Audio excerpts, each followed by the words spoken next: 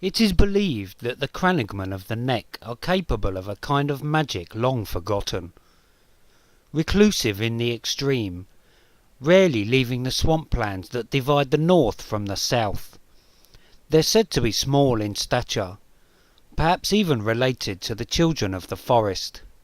The much fabled Howland Reed, lord of Greywater Watch, can breathe mud and run on leaves, and change earth to water and water to earth with no more than a whispered word.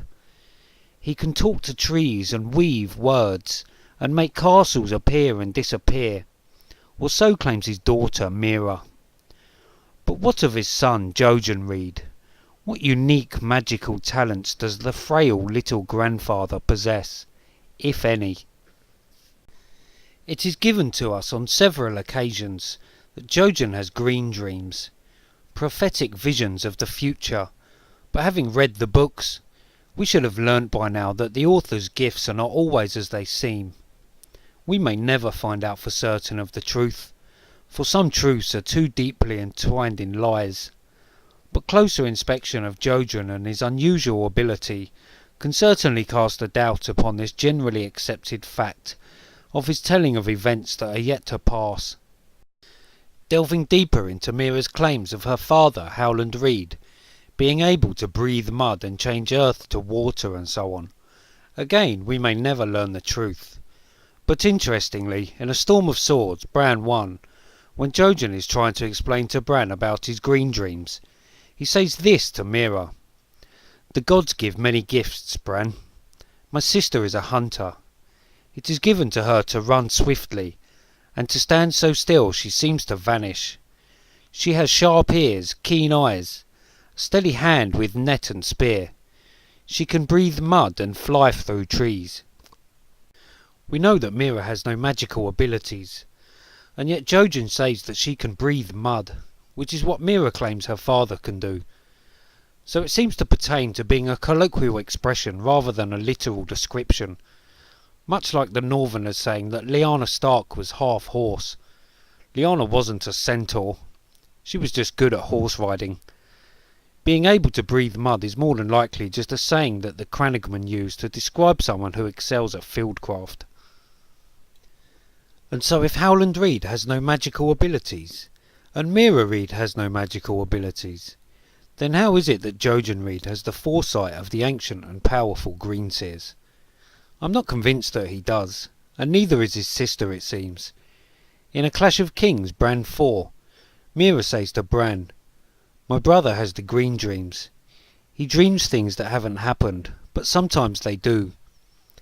To which Jojen replies, "There is no sometimes, Mira." A look passed between them, him sad, her defiant. So it looks as though Mira isn't entirely convinced about Jojen's dreams always coming true, even though his track record to this point has been pretty good. Jojen has so far told us of several visions. He has the one about the winged wolf that brought him and Mira to Winterfell, the one about the sea coming, which turned out to be the Ironborn, the one about the Freys enjoying their crappy food more than Bran enjoys his king's cut of meat, which is somewhat vague and ambiguous enough to refer to any number of things, but we'll give him that one on the basis that it does describe the general upturn of the Freys and the downfall of the Starks. One is about Ramsay and Theon skinning the miller's boys, and the last is regarding Jojen seeing the day of his death, which in itself has its own implications, but we'll come back to that one later. So clearly he can see the future, of that there can be no doubt. It's how he does it that I'm questioning. Another detail that doesn't quite fit is how Jojen seems to have this one particular ability of the Greenseers, and yet shows none of the other characteristics. Yes, he has deep green eyes, but many characters have green eyes. Cersei is described as having eyes of emerald green. Does that make her a Greenseer? No.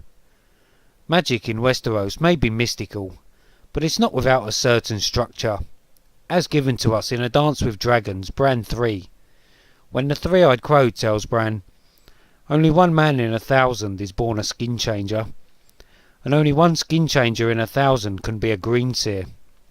That is, except Jojen Reed apparently, who is neither a skin changer or a green seer, gets to have this singular random power.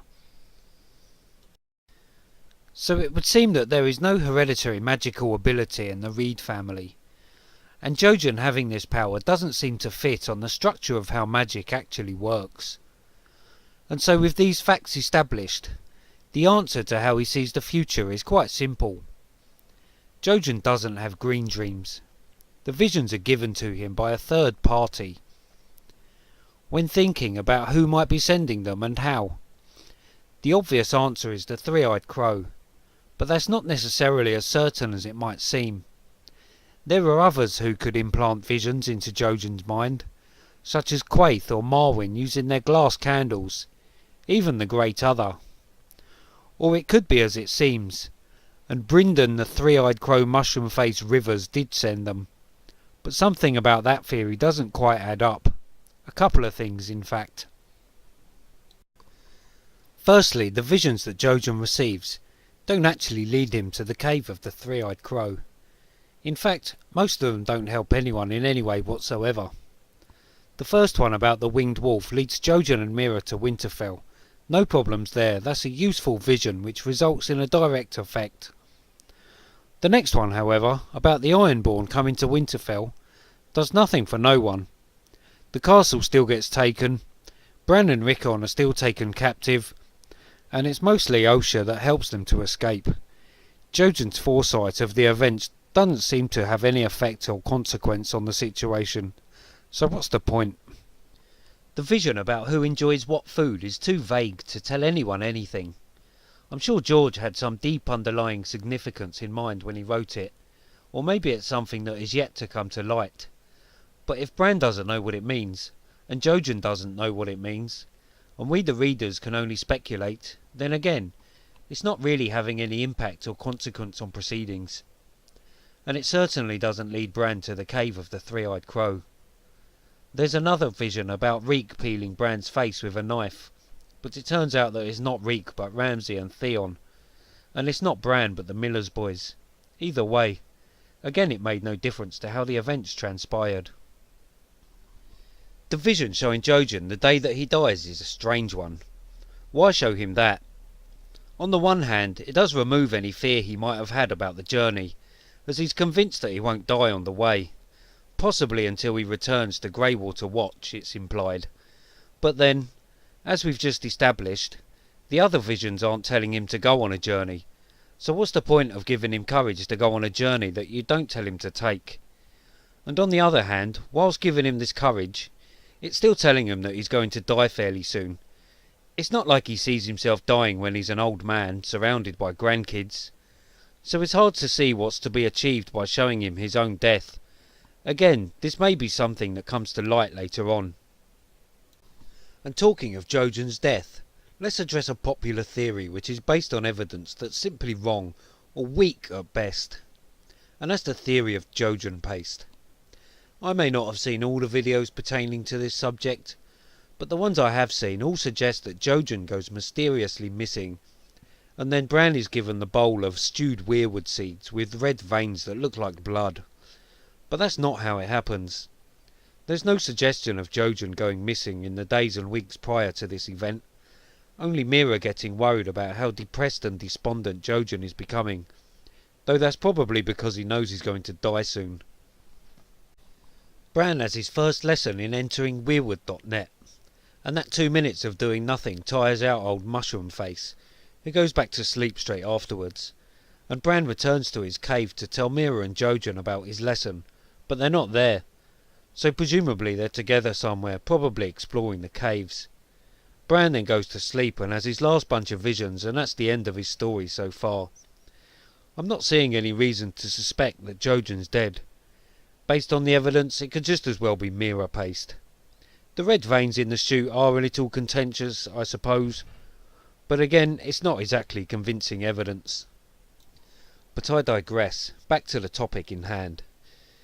In A Clash of Kings, Bran 4, Bran is telling Jojen about the crow coming to him in his dreams, and Jojen replies, "When I was little, I almost died of Greywater fever. That was when the crow came to me." So whoever sent the visions sent a crow to both Bran and Jojen. However, when they first arrive in the cave of the three-eyed crow, Mushroom Face appears to have no recollection of doing this. "A crow?" he says, with a question mark, suggesting he has no idea what they're talking about.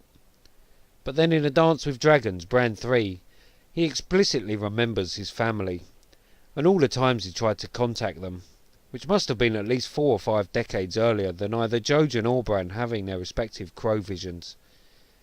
I suppose we could put this down to being similar to old people being able to recall people and places from their youth, but not being able to remember what they had for dinner yesterday, but that's pretty sketchy reasoning. We can probably discount Quaithe and Marwyn, as Quaithe seems more interested in Dany's activities, and Marwyn seems to be a voyeuristic bystander, watching what everyone else is doing, at least until he decides to go east to meet Dany. The others can't be discounted. There may be a connection between the children of the forest and the others, as in the show, but I never use the show as a reference because of the divergence in the plot lines. At this point they're almost 2 entirely separate stories, but there may be a connection, so we can't rule it out completely. And then we have the prime suspect, Brynden Mushroom Face Rivers. So in conclusion, Jojen's green dreams are almost certainly visions implanted into his mind by a third party. The who, how and why is not entirely clear, but on the balance of probability, from the data that we currently have, it's probably the three-eyed crow. There's nothing to suggest that Bran has eaten Jojen, so I think he will be returning in the Winds of Winter, though he is going to die fairly soon. And just one final note on the Winds of Winter. To those of you who are desperately waiting for the book to be released, I'll say this.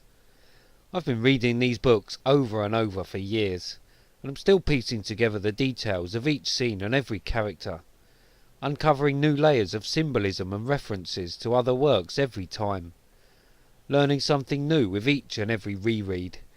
So instead of waiting for the new book, go back and finish piecing together the first 5, and you'll have years of fun to fill the gap.